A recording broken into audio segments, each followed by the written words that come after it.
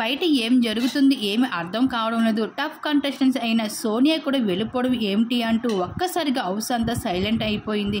ఇంక నిఖిల్ కూడా ఫుల్గా డల్ అయిపోయాడు. పృథ్వీ అయితే చెప్పనక్కర్లేదు. ఇంకా మణికంఠ కూడా చాలా బాధపడుతున్నాడు. ఇంకోవైపు విష్ణుప్రియ కూడా ఎమోషనల్గా ఉంది. పృథ్వీ ఎమోషనల్ తట్టుకోలేక. అయితే అంతలోనే బిగ్ బాస్ హౌస్ లోపలికి వైల్డ్ కార్డ్ ఎంట్రీస్ అయితే అవ్వబోతున్నారు. అయితే ఇక సర్ప్రైజ్గా ఒక పర్సన్ కూడా ఎంట్రీ అవుతూ వచ్చేసారు. అక్కడ హౌస్ మెంట్స్ అందరినీ నవ్వించే పనిలో అయితే పడిపోయారు. ఇంకా స్పెషల్ పవర్తో పాటు ఇంట్రెస్ట్ టాస్క్ను కూడా అందించడం జరిగింది. అయితే ఈ వారం నామినేషన్ వేరే లెక్కలో జరుగుతుంది కనిపిస్తుంది హౌస్లో. అయితే ఈ వారం నామినేషన్ మాత్రం నిఖిల్ పృథ్వీలకి ఇచ్చి పడేస్తూ కనిపించేస్తున్నారు హౌస్ మేట్స్ అందరూ కూడా.